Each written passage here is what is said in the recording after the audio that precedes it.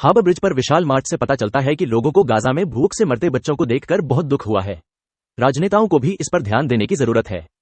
The guardian द्वारा प्रकाशित। New south Wales के प्रधानमंत्री को इतिहास में आधुनिक युग के सबसे रूढ़िवादी प्रधानमंत्री के रूप में जाना जाने का खतरा है। अपनी राजनीतिक सूझबूझ, कुशल मीडिया प्रबंधन, शिष्ट प्रस्तुति और विवादों को कम करने की क्षमता के लिए प्रसिद्ध क्रिस मिन्स सिडनी रेडियो और मडॉक मीडिया में हमेशा ही तेज आवाज में बोलने वालों के प्रति सचेत रहते हैं। लेकिन रविवार को सिडनी हार्बर ब्रिज पर फिलिस्तीन के लिए मार्च का विरोध करने का उनका निर्णय एक गंभीर निर्णयात्मक भूल थी और गाजा में लोगों के लिए चलने वाले 100,000 या उससे अधिक लोगों ने मूसलाधार बारिश और हवा का सामना किया, जिससे उन्हें ये बात पता चली। हिजाब पहने महिलाएं, फिलिस्तीनी स्कार्फ पहने पुरुष, बच्चों वाले परिवार, बुजुर्ग दंपत्ति, संघवादी और सिडनी के सभी हिस्सों से आए हजारों युवा मौजूद थे। मुसलमानों, यहूदियों और ईसाइयों ने तख्तियों के जरिए अपने धर्म का ऐलान किया।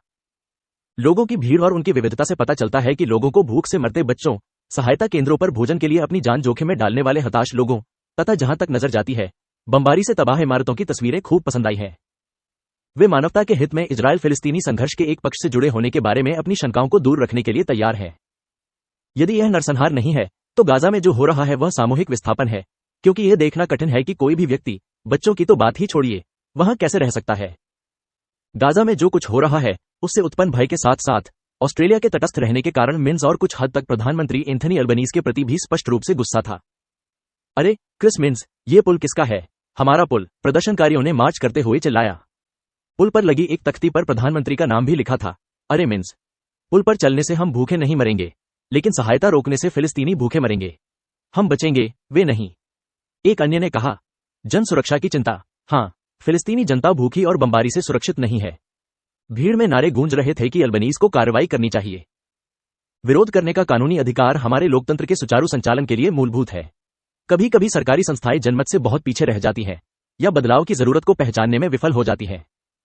बस मताधिकार आंदोलनकारियों से पूछिए, उन कार्यकर्ताओं से जिन्होंने प्रथम राष्ट्र के लोगों के वोट देने के अधिकार के लिए, LGBTQ जोड़ लोगों के लिए विवाह समानता के लिए अभियान चलाया, या यूनियन आंदोलन से पूछिए जिसने 8 घंटे के कार्य दिवस के लिए विरोध प्रदर्शन किया।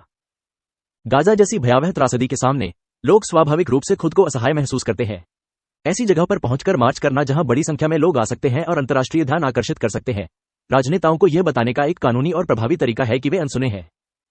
मिन्स का स्पष्ट रूप से इजराइल समर्थक रुख और इस मुद्दे पर तथा अन्य मुद्दों जैसे कि गोली परीक्षण, दवा सुधार और विरोध करने के अधिकार पर रूढ़िवादी के प्रति उनका स्वाभाविक रुख अब उनकी अपनी टीम को परेशान कर रहा है। राज्य के लेबर सांसदों में जिन्होंने प्रधानमंत्री की अवहेलना की और रविवार को मार्च में शामिल हुए, उनमें पेनी शार्प, जिहाद डिब, लिंडा वोल्ट्स, सारा कैन और स्टीफन लॉरेंस के साथ साथ संघीय सांसद एड ह्यूसिक, एलिसन बायर्न और टोनी शेल्डन भी शामिल थे। ये पूछे जाने पर कि उन्होंने मार्च क्यों किया, लॉरेंस ने कहा, अब दुनिया को कार्रवाई करने का समय आ गया है। ऑस्ट्रेलिया को इजराइल पर प्रतिबंध लगाने का समय आ गया है। आज लोगों ने अपनी बात कह दी है। वे फिलिस्तीन में नरसंहार को रोकने के लिए ऑस्ट्रेलियाई सरकार से और कार्रवाई चाहते हैं। निजी तौर पर राज्य के कुछ लेबर नेता सवाल उठा रहे हैं कि मिन्स ने इसे पुलिस और अदालतों पर क्यों नहीं छोड़ा। इसके बजाय रूढ़िवादी इजराइल समर्थक टिप्पणीकारों के उकसावे पर प्रधानमंत्री ने शुरू में ही विरोध प्रदर्शन के खिलाफ अपनी राय रखी। नतीजा एक संभावित अव्यवस्था थी। मेट्रो को रखरखाव के लिए बंद कर दिया गया था और पूर्वी उपनगरीय रेल लाइन भी।